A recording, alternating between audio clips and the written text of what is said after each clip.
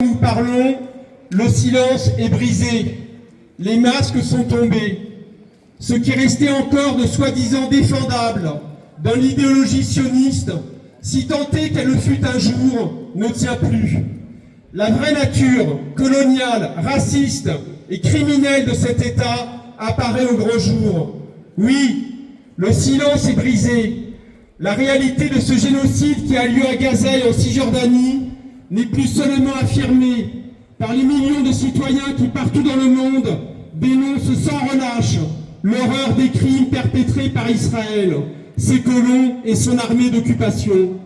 Elle fait désormais consensus auprès de tous les historiens spécialistes des génocides du XXe siècle. Aujourd'hui, ce n'est plus seulement nous et l'ensemble des ONG engagés dans l'aide humanitaire. Ce sont les historiens israéliens eux-mêmes qui le dénoncent, dont certains sont d'éminents spécialistes de la Shoah. L'historien israélien Omer Bartov a déclaré qu'il est indéniable qu'Israël se livre à des crimes de guerre systématiques, à des crimes contre l'humanité et à des actes génocidaires.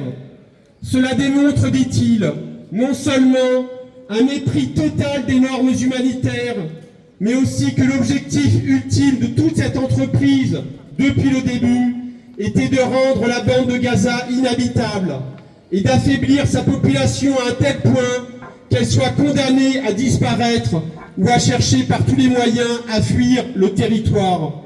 Omer Bartov remarque que la rhétorique des dirigeants israéliens depuis le 7 octobre se traduit désormais dans la réalité, à savoir, comme le dit la Convention des Nations Unies de 1948 sur le génocide, qu'Israël agissait avec l'intention de détruire, en tout ou en partie, la population palestinienne de Gaza.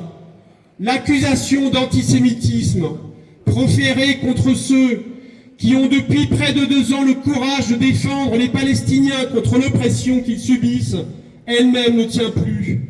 Seuls des gouvernements racistes ou des groupes politiques nostalgiques du passé colonial de leur propre pays peuvent encore affirmer aujourd'hui le contraire pour tenter de justifier leur soutien au gouvernement israélien. À commencer par les députés macronistes de Renaissance, des Républicains et du Rassemblement national, qui mercredi dernier ont envoyé un blanc-seing à Netanyahou en votant en commission contre la suspension de l'accord d'association entre l'Union européenne et Israël et contre l'amendement visant à rappeler que la France doit respecter les décisions de la Cour pénale internationale. Expulsés, affamés, tués, voilà tout ce par quoi se définit aujourd'hui le sionisme, qui n'a jamais depuis cessé sa création de porter atteinte aux droits des Palestiniens. Voilà ce par quoi se définit ce régime d'apartheid qui viole en permanence les droits de l'homme et prouve qu'il ne parle que le langage de la violence et de la force. Il profite de l'extension de la guerre et du fait que la communauté internationale se focalise à présent sur l'Iran pour poursuivre et accélérer ses crimes de guerre à Gaza et en Cisjordanie.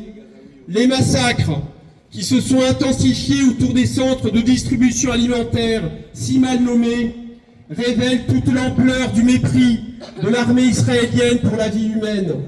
Ce mépris s'exprime aussi dans la mise en place de ces centres. Israël n'en a créé que 4 pour plus de 2 millions de personnes au lieu des 200 qui avaient été mis en place par des organisations internationales expérimentées. Ces centres, gérés par l'armée et transformés en stands de tir, n'ont qu'un seul objectif, favoriser le déplacement de la population vers le sud, de préférence vers les zones de concentration, afin de poursuivre le nettoyage ethnique et d'interdire à la population déplacée de revenir dans le nord de la bande de Gaza, ce qui en soi constitue déjà un crime contre l'humanité. En une semaine, d'après l'organisation B'Tselem, ONG israélienne d'information sur les droits de l'homme dans les territoires occupés, en une semaine du 13 juin, lorsqu'Israël a lancé son attaque contre l'Iran, jusqu'au 19 juin, l'armée israélienne a tué au moins 600 personnes dans la bande de Gaza, la plupart lors de frappes aériennes ou tués alors qu'elles tentaient de recevoir des colis d'aide alimentaire. Chaque jour qui passe, depuis la mise en place de ces centres, en moyenne, 80 personnes sont tuées à Gaza, loin du regard des caméras et du silence coupable de la communauté internationale.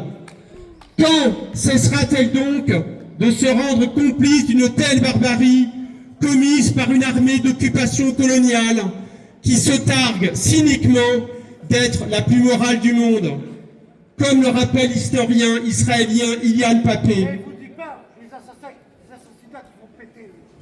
Comme le rappelle l'historien israélien Ilian Papé, pour les Palestiniens, outre le traumatisme, la frustration la plus profonde a été de voir constamment depuis 1948 le comportement criminel de cette armée si radicalement niée et la souffrance palestinienne si totalement ignorée. Nous qui sommes ici aujourd'hui, nous ne l'oublions pas, nous ne l'oublierons jamais, nous n'oublierons jamais. Nous continuerons de crier au monde que la Palestine existe jusqu'à ce qu'ils finissent par nous entendre. Oui, la Palestine existe. Vive la Palestine! La Palestine vaincra!